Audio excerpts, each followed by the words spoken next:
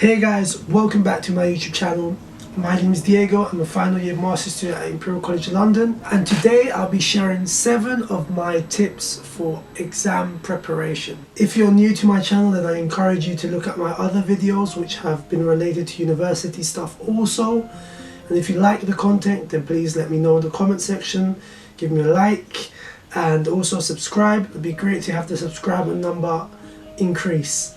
So yes, let's get into it. The first tip that I have, I think that it's really important to begin your study preparation, your exam preparation, even if you're maybe 2 weeks out from exams or a week out from exams. It's important to have a psychological edge to it. So what I mean by that is that you need to psychologically be prepared for the exam. I'm not talking about knowledge, I'm not talking about going through the content and knowing it off by heart, but I mean really about your approach to the exam. You need to be confident that you're going to be able to do it. You need to affirm yourself that you're going to be able to pass the exam. A lot of this can be difficult and it can be a bit new for people to do and try, but it's really important, and I think that is something which is something that I encourage you to do.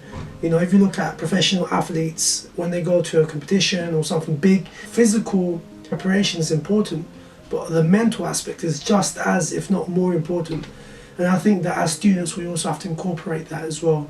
So yes, have a can-do attitude and just think that every minute, every hour that you put in of work eventually will account for something. Sometimes we can feel so overwhelmed by the amount of work we have to do that we just don't want to start, and we already feel like we're going to fail. But if you do it bit by bit and you gradually build up your knowledge base, I can assure you that by the end of the whole preparation, even if you're 2 weeks out, you'll be much better than if you wouldn't have done anything.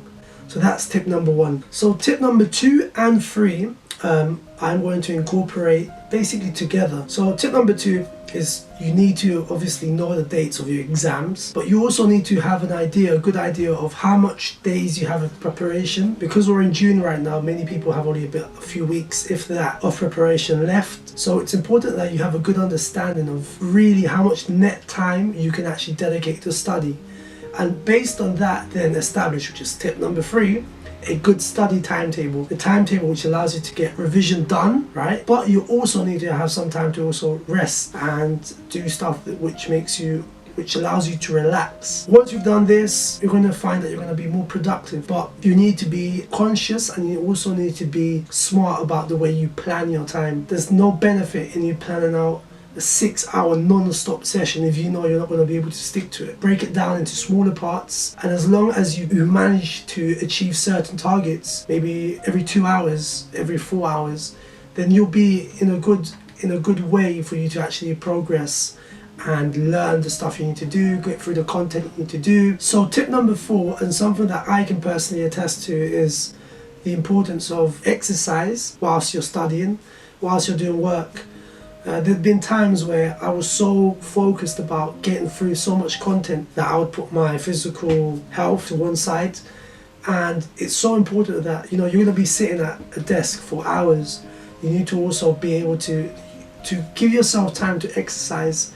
And if you can incorporate this, maybe if it's just half an hour, an hour and a half per day, you'll see how it's going to reap some benefits. You're going to be able to concentrate better. Once it's time for sleep, you'll be able to get better rest, and overall your morale and your mood will improve as well. So I do encourage that, you know, incorporate some physical exercise to your whole study plan, or a hobby which you think that will allow you to relax and get your mind off studying. So that's tip number 4. So tip number 5, and from here on it's going to be more about the actual content. So how to approach the content. It's important that you've got notes throughout the whole year from your lectures, that you've been regularly attending lectures so you have notes on it, so that when you do go back to review your lectures, you've already got a starting point. You've already got a baseline knowledge of what you're actually going to be revising. Because the worst thing you can do is, with a few weeks out, to try to learn new concepts entirely. It's important to attend classes, attend lectures, review lectures, and make notes on it. So when you do go back to preparing for your exam, you've already got a bank of notes. Something that I use quite a lot now for my lecture notes is an iPad, mainly because I find it's much easier for me to review, to categorize. I use OneNote, so that helps me out a lot, because sometimes, with paper, especially if you're on the train or you're commuting, you can't really get out your information and revise it. And sometimes just a simple glance at your notes can help. So I'd encourage that. Have a good bank of notes ready. So tip number 6 is about actually putting your knowledge to the test. So doing past papers, practice questions you may have from in-class sessions,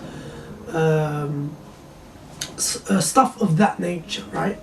It's so important for you to actually test your knowledge, because sometimes your notes may not be representative of what they're actually going to ask you.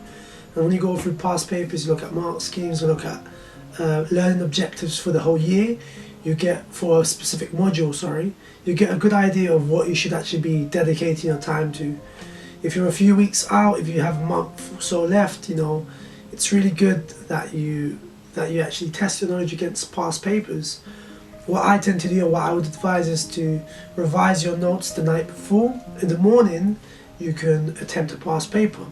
The reason I say this is because, think about it, if you've done maybe a few hours of revision in the morning, maybe 2-3 hours, by the time then you then go on to do a past paper, you would already become tired. I find that it's better for you to do it when you're fresh. In the morning, you've had your breakfast, you've gone out for a jog or a run or whatever. I found that it's much more beneficial to attempt a past paper, and I find that I perform better and more effectively when I do it in the morning. When I tend to leave it towards the end of the day or in the afternoon, once I've already done revision in the morning, it can become a bit more tiresome, and your results, the grade you get may be affected by it as well. So I would advise you to skim through, read through, or revise your notes the night before, and then in the morning do your past paper. Spend the day then going through how you can improve, looking at your answers, and then finish the night again with revision of your notes. That's what I would advise. And I think if you do this regularly, it's a good habit, and you're going to find that you're going to start to solidify your knowledge. Something you also need to accept is that you're not going to be able to know everything for your exam. There's always going to be a question which just comes out of nowhere and it catches you by surprise.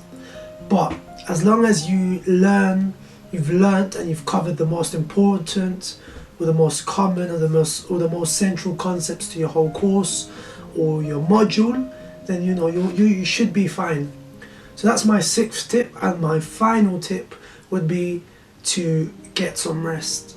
The day before your exam, it's really important to get some rest. The day before, revise your notes, go over a little bit of the things that you think you're struggling with the most, but don't saturate yourself, don't get tired with it, because you're going to need all of your energy for the day of your exam. So those would be my 7 tips on exams, on how to approach exams. I hope this video was of benefit to you, and I hope you enjoyed it. If you did, if you found that this video was positive, give me a like, comment, and if you like any more of the content that I share on my channel, then please subscribe. It'd be great to get the subscriber count increasing. And yes, I just thank you for coming through to my channel. If you want to follow me on Instagram, you can do at IamDiego@IG. And yes, thank you, and I hope to see you again. Bye bye.